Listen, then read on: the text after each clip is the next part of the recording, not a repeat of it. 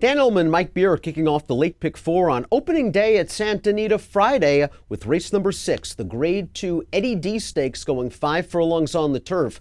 Let's take a peek at this field. There are some fleet sprinters in here, most notably perhaps the number 5 Stormy Liberal, two-time winner of the Breeders' Cup Turf Sprint, 4-1 on the morning line. One of the now horses in the division, the number 6, Mr. Vargas, is 5-2 on the line. And you've got Eddie Haskell and Wee Reese right there at 3. It is a wide-open board. We're expected to have 8 in the Eddie D. Let's see what the Timeform U.S. Pace Projector has in store for the race. They believe that the 6, Mr. Vargas, can make the lead from the 4, Boa Nova, stepping up in class. But, I mean, it's not like Eddie Haskell and Wee Reese are slow out of there, Mike. Yeah, there's speed to the inside in this race. We'll see if Mr. Vargas can do what he did last time, where he just easily cleared off to the front and didn't look back. Eddie Haskell is the number 1, and he's been on the board in all of his starts for Mark Latt. 12 or 13 starts since being claimed, a winner of 3 of his last 4, beaten last time out by Mr. Vargas in the Green Flash. But as you said, he just got outrun in the early portion of that race. He was trying hard as usual to finish second, and he's in good form.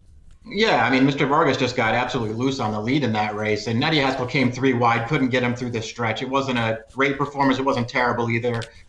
He's just one of those horses, Dan, who I feel like since they've elected not to use the downhill turf course anymore, I don't think anybody benefits more than this horse. That they're going to go 5 furlongs at Santa Anita.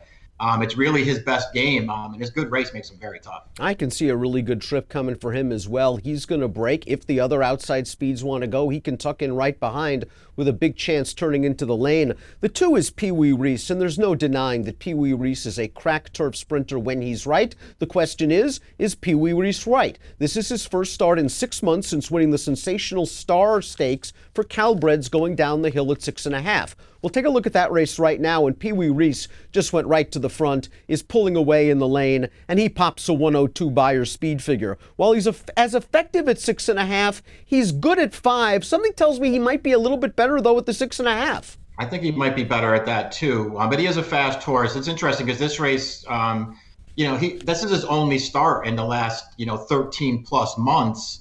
He just wasn't able to come back to the races after this. It's funny because that race, the pace looks fast if you just look at it on paper, but he basically got loose on the lead there and just kept going through this stretch. It's good. He's another one. His good race makes him very tough, but I do wonder if he wants a touch more distance. And perhaps this is just a prep for the Breeders' Cup Turf Sprint in his first race back. He has run well fresh in the past and goes out for an excellent trainer in Phil D'Amato, who also trains the 3 Lambo. This horse is a graded stakes winner routing on the dirt. They're trying to wake him up, it appears, turning him back into this sprint. He's likely going to be out-sprinted in the early portion of this race, and he just might need a complete barbecue in order to pick up the pieces. He looks overmatched, and I think he's a better dirt horse. Yeah, he does. He really looks overmatched on paper in this race. He has some turf pedigree on the bottom, but I'm not a big fan of the great horse on grass. Boa Nova has gotten loose in her last 2 races at Del Mar, and she has made them pay. One for a $40,000 tag, and then this race, now winners of one other than condition, where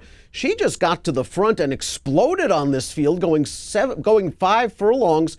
She's about 5 clear turning into the lane, and she wins this race very, very comfortably. A nice performance, to be sure, for Boa Nova. She is stepping up in class, though, against some pretty crack sprinters. Yeah, I mean, we'll see if he can back this race up, stepping way up in class. It just feels like not only can he really contend off of what he's done so far, but he's got a tough time making a lead in this race. Let's take a look at the 5 Stormy Liberal, 2-time Breeders' Cup Turf Sprint winner. Won the race last year with a towering 119 Beyer speed figure, winless in 5 starts since. A lot of folks are going to say that at the age of 7, he has lost a little bit of zip off of his fastball. Others will argue, okay, in the Green Flash, he was coming back from Dubai and might have needed the race. And last time out of Kentucky Downs, you needed to be forward. He was forward, but he didn't need to like that European-type turf configuration. This is a big opportunity for Stormy Liberal to show that he can still step.